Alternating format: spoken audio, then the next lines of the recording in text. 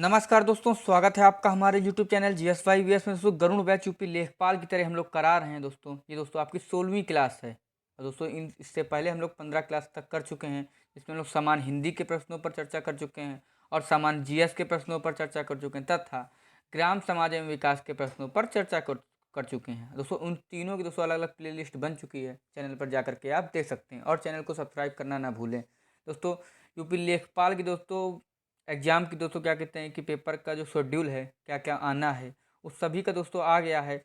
और आप बता दीजिएगा, अगर आपको टॉपिक वाइज पढ़ना हो तो मैं टॉपिक वाइज पढ़ा सकता हूँ, और अगर ऐसे ही पढ़ना है, मिक्सचर पढ़ना है, तो मैं मिक्स में करके पढ़ा दे रहा हूँ जैसे मैं पढ़ा रहा हूँ।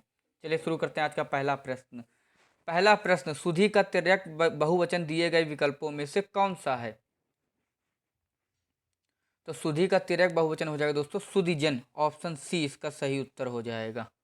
सुधीजन इसका सही उत्तर हो जाएगा दोस्तों। सुधी का सामान्य बहुवचन होता है सुधियों तथा सुधी का तिर्यक बहुवचन हो जाएगा सुधीजन।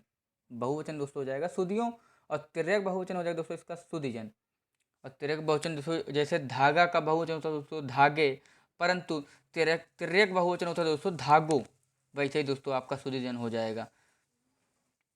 नेक्स्ट, अब वचन की बात करेंगे दोस्तों। वचन की तो दोस्तों जानते ही हैं आप, भाषा विज्ञान में दोस्तों वचन एक संज्ञा या सर्वनाम विशेषण और क्रिया आदि की व्याकरण संबंधी श्रेणी है जो इनकी संख्या की सूचना देती है। एक दो आदि, ये जैसे उदाहरण के लिए एक दो आदि। और वचन की बात करेंगे तो हिंदी में दोस्तों एक वचन, दो प्रकार के बहुवचन होते हैं, वचन होते हैं। कौन कौन से? एक वचन आपका शब्द के जिस रूप से एक ही वस्तु का बोध हो उसे एक वचन कहते हैं, जैसे लड़का, गाय, सिपाही, बच्चा, कपड़ा, माता, माला, पुस्तक, ये सब आपका एक वचन हो जाएगा। अब बहुवचन में आपका जैसे शब्द के जिस रूप से अनेक लोगों में अनेकता का प्रयोग बोध हो, जैसे अनेक लोगों का बोध हो, वहाँ पे आपका बहुवचन होता है। जैसे लड़के, गाय, कपड़े, टोपियाँ, मालाएं, माताएं आदि आपका बहुवचन में आ जाएगा। नेक्स्ट, दूसरा प्रश्न, निम्न वाक्य के किस भाग में त्रुटि है? आपको बताना है कि किस भाग में त्रुटि है। कि आधी रात से सोने के कीमत में भी भारी उछाल आया है। तो दोस्तों इसमें त्रुटि हो जाएगी आपका ऑप्शन ए में, से सोने के कीमत में, यानी आधी रात से सोने के कीमत में भी भारी उछाल आया। तो इसमें से सोने के कीमत में शुद्ध वाक्य हो जाएगा दोस्तों यहाँ पे आधी रात को, ना कि दोस्तों से, आधी रात को सोने की कीमत में भी भारी उछाल आया, यानी यहाँ पर आपका को होगा, से के स्थान पर को हो जाएगा। नेक्स्ट, तीसरा प्रश्न, 25 रुपये दीजिए विशेषण पहचाने। तो दोस्तों 25 रुपये दीजिए, इसमें विशेषण हो जाएगा आपका निश्चित संख्यावाचक। ऑप्शन बी इसका सही उत्तर हो जाएगा, निश्चित संख्यावाचक। जहाँ दोस्तों निश्चित संख्यावाचक जैसे, क्योंकि निश्चित संख्या का प्रयोग यहाँ पर किया गया, इसलिए दोस्तों यहाँ पर निश्चित संख्यावाचक हो, जैसे 25 रुपये दीजिए, यानी 25 रुपये बताया गया है, निश्चित है ये। नेक्स्ट, चौथा प्रश्न, इसमें दोस्तों आपको मतलब रिक्त स्थान भरना है कि अगर विद्यार्थी होंगे तो देश का भविष्य होगा। तो दोस्तों इसमें हो जाएगा, सही उत्तर हो जाएगा आपका अगर विद्यार्थी होंगे आदर्शवादी, अगर विद्यार्थी आदर्शवादी होंगे तो देश का भविष्य उज्जवल होगा। ऑप्शन डी इसका सही उत्तर हो जाएगा।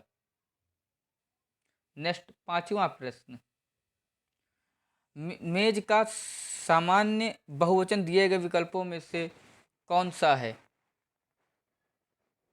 दोस्तों मेज का सामान्य बहुवचन हो जाएगा दोस्तों आपका मेजें।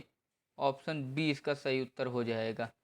और मैंने आपको बता ही दिया कि वचन आपके दो प्रकार के होते हैं, एक वचन और बहुवचन। जैसे मैंने बताया था अभी, वचन आपका जैसे मेज है वो एक वचन में आ गया, और मेजें यानी कि इससे बहुत सी मेजें हैं तो आपका मेजों में आ जाएगा, बहुवचन में आ जाएगा। नेक्स्ट, छठा प्रश्न, नाट्य स्कंदगुप्त की रचना किसने की? नाटक स्कंदगुप्त की रचना किसने की? तो नाटक स्कंदगुप्त की रचना की है दोस्तों जयशंकर प्रसाद ने। ऑप्शन सी इसका सही उत्तर हो जाएगा, जयशंकर प्रसाद इसका सही उत्तर हो जाएगा। स्कंदगुप्त नाटक जयशंकर प्रसाद द्वारा लिखा गया है दोस्तों। और स्कंदगुप्त नाटक दोस्तों 1928 में मतलब प्रसारित हुई थी, यानी कि आपके बीच आई थी सबकी 1928 में, याद रखिएगा, इंपॉर्टेंट है। नेक्स्ट, सातवां प्रश्न, दिए गए विकल्पों में से कौन सा शब्द स्त्रीलिंग है? तो इसमें आपको बताना है कि स्त्रीलिंग कौन सा हो जाएगा दोस्तों। तो स्त्रीलिंग हो जाएगा आपका दोस्तों ऑप्शन ए कुर्सी। कुर्सी दोस्तों एक स्त्रीलिंग शब्द है। बाकी आपके शेर, पेड़, लड़का, ये तीनों आपके क्या कहते हैं कि पुल्लिंग है। और स्त्रीलिंग आपका कुर्सी हो जाएगा। दोस्तों संज्ञा के जिस रूप से व्यक्ति या वस्तु की नर या मादा जाति का बोध हो उसे दोस्तों व्याकरण में लिंग कहते हैं। आपका लिंग की परिभाषा आई दोस्तों। और लिंग के दोस्तों 3 भेद होते हैं। कौन कौन से? पुल्लिंग, स्त्रीलिंग और नपुंसक लिंग। दोस्तों नपुंसक लिंग बहुत कम मतलब बोला जाता है, लेकिन स्त्रीलिंग पुल्लिंग जरूर याद रखिएगा, होते 3 हैं। नेक्स्ट 8वां प्रश्न, सही कहावत पहचानिए। इसमें आपको सही बताना है कि सही कौन सा होगा। कि पहला होगा कि नाम नाम न जाने आंगन टेढ़ा, या फिर नाच न जाने आंगन टेढ़ा, या फिर काम न जाने आंगन टेढ़ा, या फिर नाच न जाने वादन टेढ़ा। तो दोस्तों इसका सही उत्तर हो जाएगा आपका नाच न जाने आंगन टेढ़ा।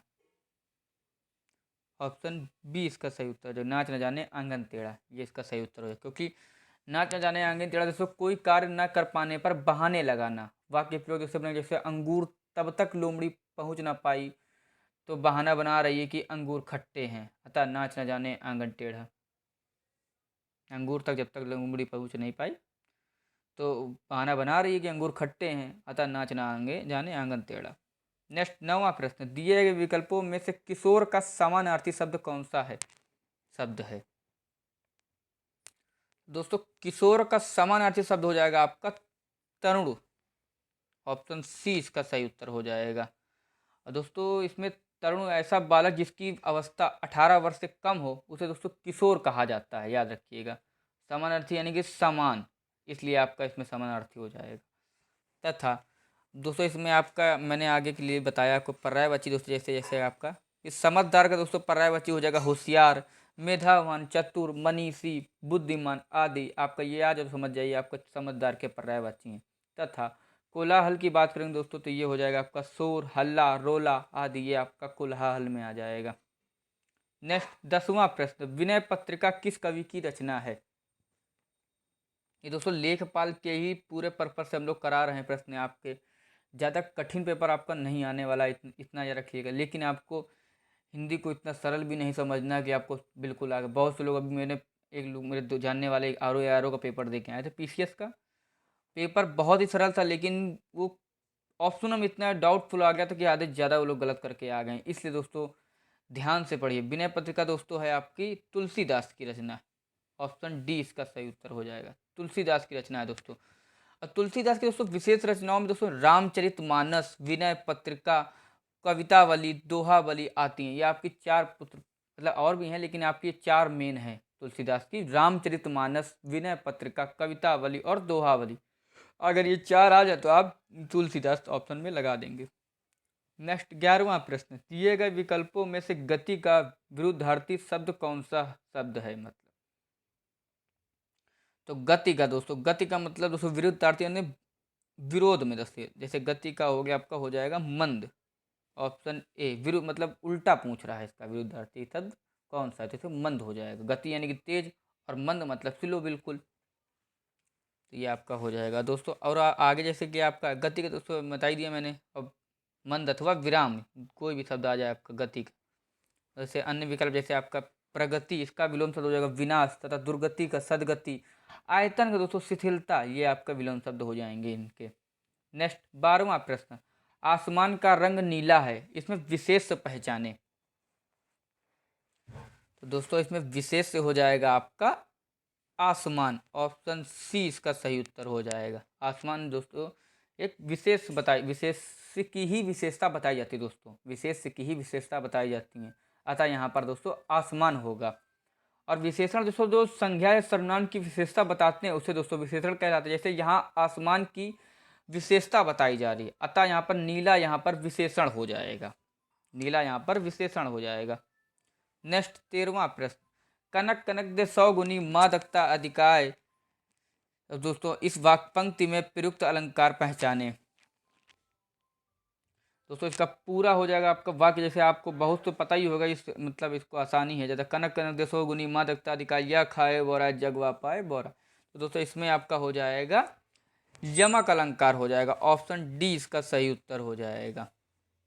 ऑप्शन यहाँ दोस्तों 2 समान शब्द अलग अलग अर्थों में प्रयोग किए गए हैं, इसलिए दोस्तों यहाँ पर यमक अलंकार हो जाएगा। और यमक अलंकार की परिभाषा दोस्तों याद रखिएगा, जिस पंक्ति में 2 समान दिखने वाले शब्द भिन्न भिन्न अर्थों में प्रयोग हो वहाँ, तो वहाँ पर आपका यमक अलंकार ही होता है।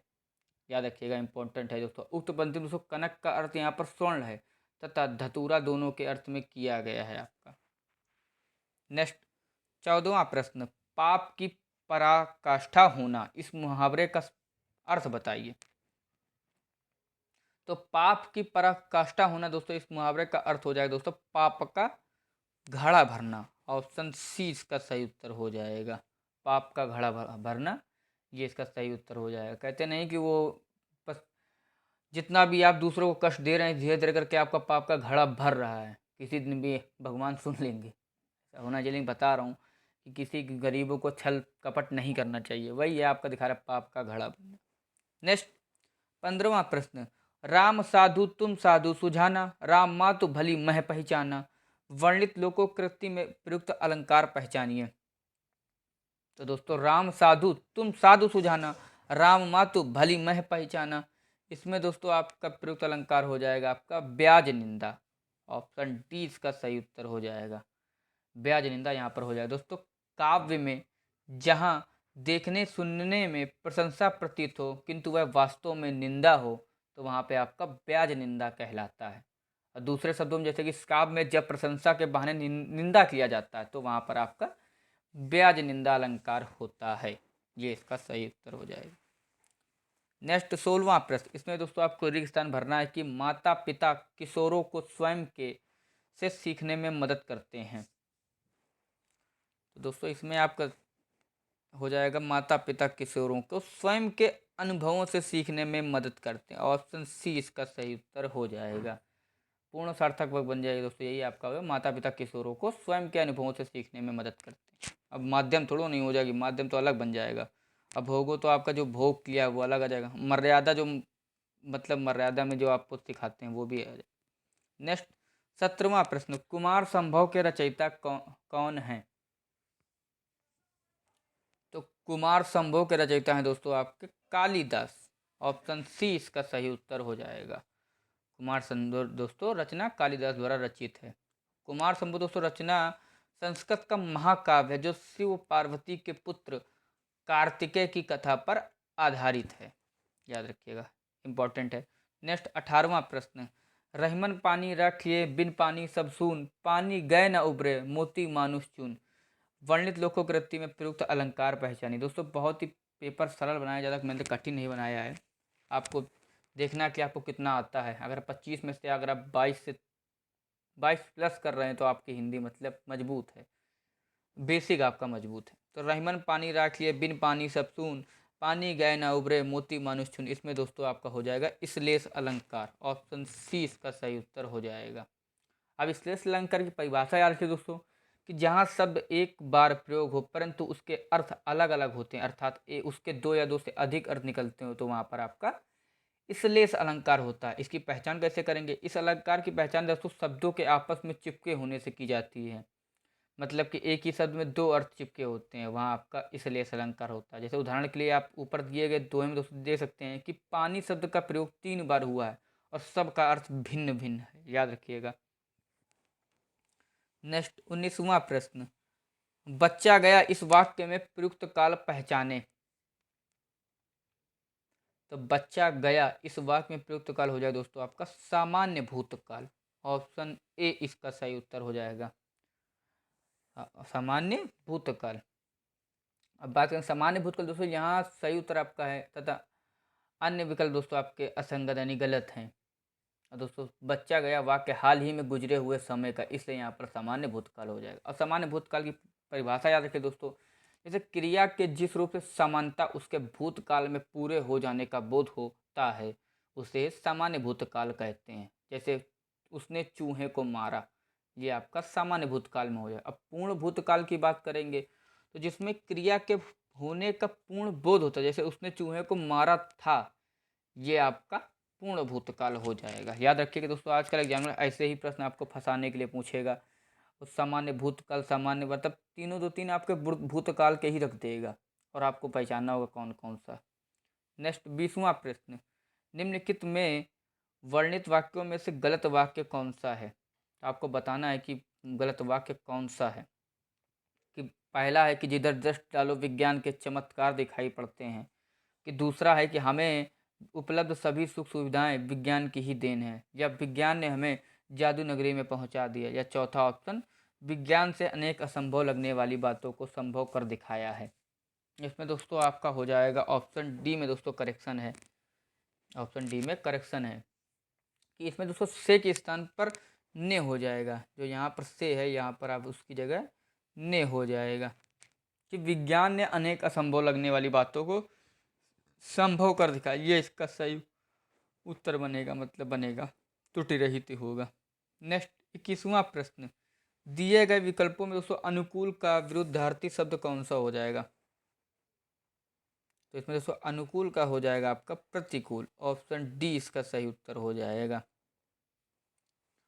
यानी अनुकूल दोस्तों जो मतलब किसी चीज़ का अनुकूल, कोई चीज़ का काम करने में अनुकूल, और प्रतिकूल यानी कि इसका थोड़ा अलग करना, बिल्कुल अलग करना, उसके विपरीत करना। और अन्य विकल्प जैसे कि विलोम शब्द हो जाएगा, अन्याय का न्याय, नकली का असली, नियमित का अनियमित।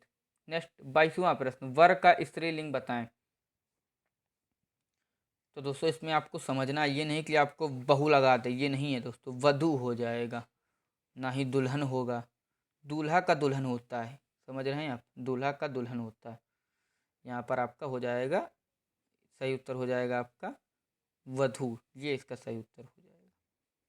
नेक्स्ट 23वां प्रश्न, लड़कों में लड़का बूढ़ों में बूढ़ा, इस मुहावरे का अर्थ बताएं। तो दोस्तों इसका सही उत्तर हो जाएगा लड़कों में लड़का बूढ़ों में बूढ़ा, इस मुहावरे का सही उत्तर हो जाएगा सर्वोपरि होना। यानी वो मतलब कहते नहीं कि जैसे कि मान लीजिए कोई भी एग्जाम्पल ले लीजिए कि वो किसी का भी ले लीजिए, यानी कि आदित्य को देखिए, वो सभी में मतलब लड़कों में लड़का बूढ़ों में बूढ़ा, उसमें सबसे सर्वप्रिय है, सभी का चाहता है, समझ रहे हैं आप, सर्वप्रिय है वो सभी का, वो सभी का आज्ञाकारी है, मतलब सबकी बात मानता है और सब उसकी बात सुनते हैं, सर्वप्रिय है वो ना। नेक्स्ट 24वां प्रश्न, नदी का पर्यायवाची शब्द इनमें से कौन सा नहीं है? दोस्तों याद रखिए एग्जाम में आपको समझना कौन सा बोला है, कि है बोला है या नहीं है बोला है। तो इसमें नहीं है बोला गया, नहीं है दोस्तों आग हो जाएगा आपका ऊषा। ऊषा जो कि नदी का पर्यायवाची नहीं है। और सरिता, नद तथा तटनी, ये तीनों आपके नदी के पर्यायवाची हैं। और ऊषा की बात करेंगे दोस्तों, तो ऊषा आपका हो जाएगा, ऊषा के पर्यायवाची दोस्तों सुबह, सवेरा, प्रभात और उषा काल, इसके दोस्तों पर्यायवाची हो जाएंगे। अब पर्यायवाची जानते हैं दोस्तों, एक ही अर्थ में प्रयुक्त होने वाले शब्द जो बनावट में भले ही अलग हों, पर्यायवाची शब्द को समानार्थी शब्द भी कहा जाता है। यानी उदाहरण के लिए ज्ञान, सूचना, विद्या, बोध, झील, सरोवर, कुल, सब आपके पर्यायवाची में आ जाएंगे। नेक्स्ट 25वां प्रश्न, दिए गए विकल्पों में से सही का चयन कर रिक्त स्थान भरे। आपको रिक्त स्थान बताना है कि चित्र वर्णन कर एक ऐसी कला है जिसमें मन के भाव होते हैं। तो दोस्तों इसमें आपका सही उत्तर हो जाएगा आपका चित्र वर्णन का एक ऐसी कला है जिसमें मन के भाव प्रकट होते हैं। ऑप्शन बी इसका सही उत्तर हो जाएगा। दोस्तों एग्जाम की डेट कभी भी आ सकती है दोस्तों, इसलिए आप लेखपाल की तैयारी चालू कर दें। और ये मत सोचिए दोस्तों कि व्यूज़ नहीं आ रहे हैं तो मैं आपको पढ़ाना छोड़ दूंगा, जो भी आ रहे हैं तो मैं उनको पढ़ाऊंगा। ऐसा नहीं कि आप धीरे धीरे करके आप चैनल को शेयर करें जितना हो सके, और चैनल को सब्सक्राइब करवाएं अपने दोस्तों में। मैं पढ़ाता तो रहूँगा ही आप सभी को, और जितना हो सकेगा उतनी आपको मेहनत कराता रहूँगा। इसलिए दोस्तों चैनल को लाइक करें, कमेंट करें एंड चैनल को सब्सक्राइब। अगर दोस्तों आपको टॉपिक वाइज पढ़ना हो, मैं एक बार फिर से आपसे बोल रहा हूँ कि अगर आपको हिंदी में अगर टॉपिक वाइज पढ़ना है, या फिर जीएस में आपको टॉपिक वाइज पढ़ना है, या फिर ग्राम समाज एवं विकास के प्रश्नों का टॉपिक वाइज पढ़ना हो, तो आप कमेंट सेक्शन में जा करके कमेंट कर सकते हैं, तो मैं आपको टॉपिक वाइज भी पढ़ाने लगूंगा। इसलिए दोस्तों चैनल को सब्सक्राइब जरूर कर लीजिएगा। धन्यवाद।